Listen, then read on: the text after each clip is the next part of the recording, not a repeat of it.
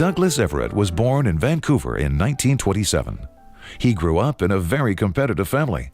His brothers and sisters were all skilled athletes, and his father was an excellent salesperson. He was a real competitor. He loved to fight, and he loved merchandising.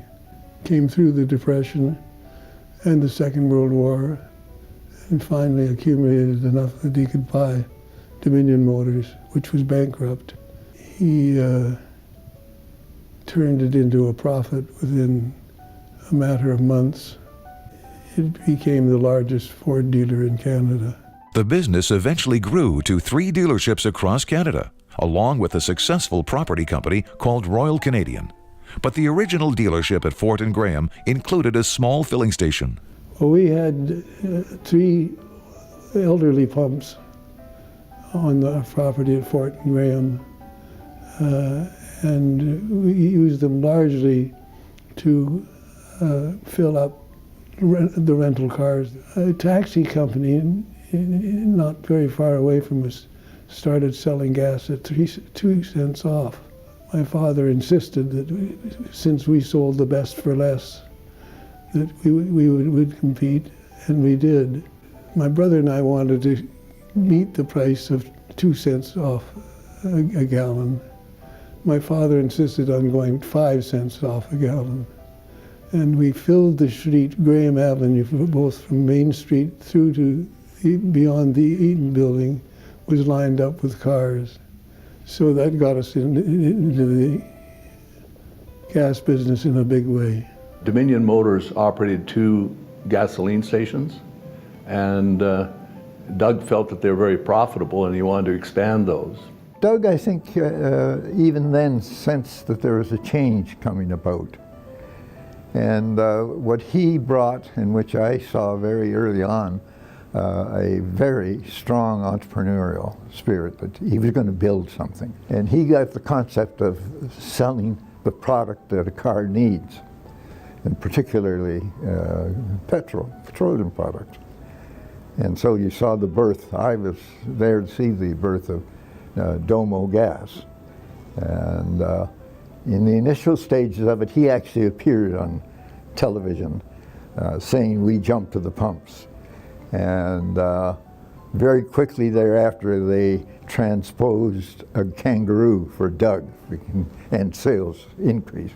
The issue is, how do you compete against 2 of the largest corporations in Canada, being Shell and Imperial Oil?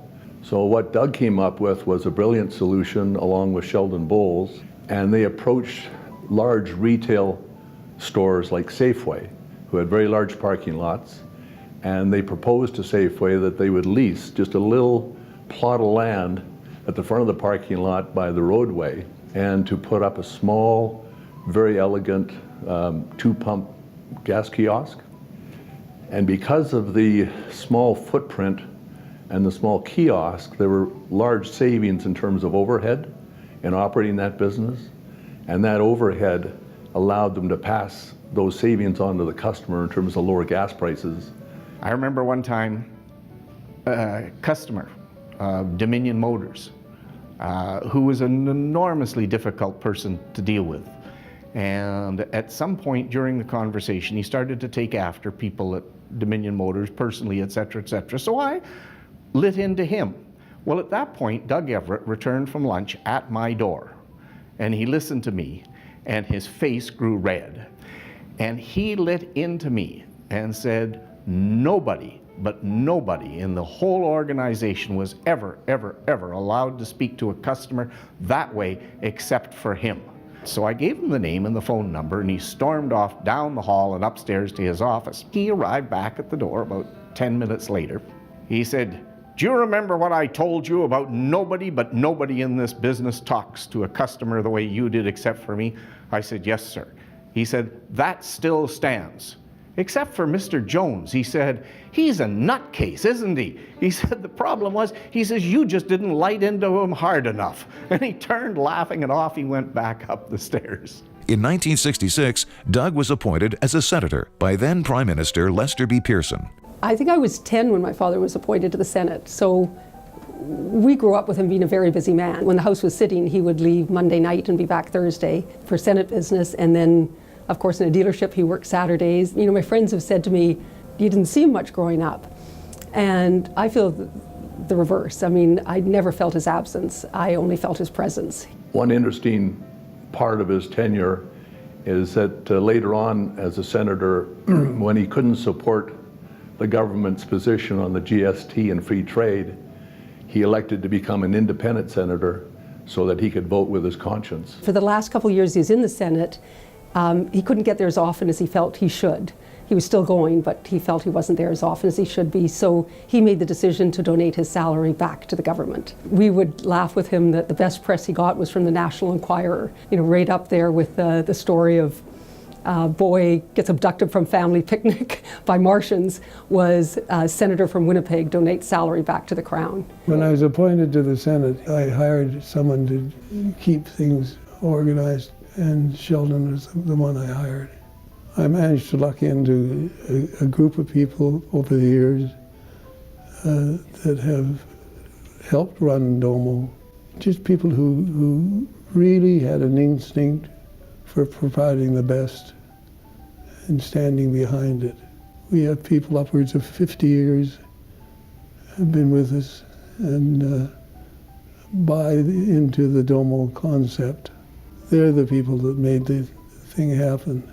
Doug's connection to the community is pretty well documented. You walk in the St. Boniface Hospital, and there's the Doug and Patty Everett atrium. But what I think those of us who've worked with him have found that there's also an enormous amount of looking after the community and looking after individual people that Doug has done quietly and anonymously and nobody knows about. He was always aware of people and situations in need. I know of occasions when I suggested that a particular agency that I was interested in needed help, but I wasn't soliciting money.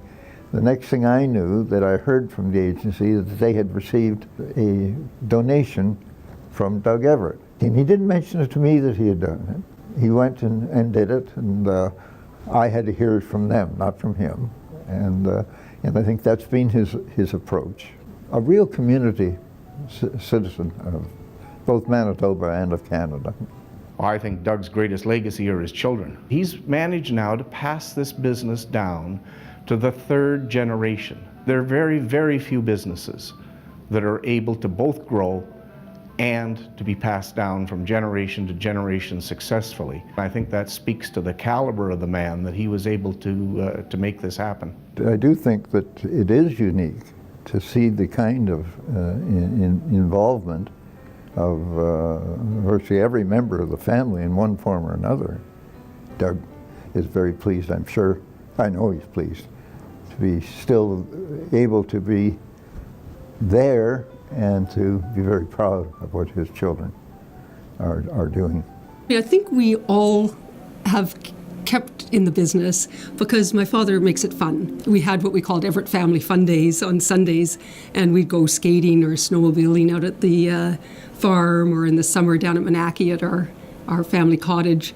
If it was a beautiful moonlit night, he'd wake us all up at midnight and with my mother take us in our wooden boat and go down the river and wake up two other families, and we'd go to this lovely idyllic island we called Corfu, and we'd have a midnight picnic, you know, snacks and swimming. And my father was just made it fun. He was always around with us. We used to have hysterical times when we traveled, because if he were driving, I would always be very concerned that we would get lost, because he insisted that his navigational background in the Navy guaranteed us that we would arrive at the place we set out to arrive at. We invariably, if we arrived at it, it was by the grace of God rather than Doug's navigational skills.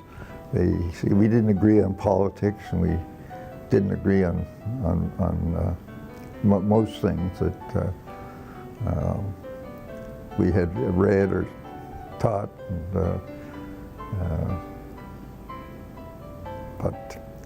But we have remained very good friends.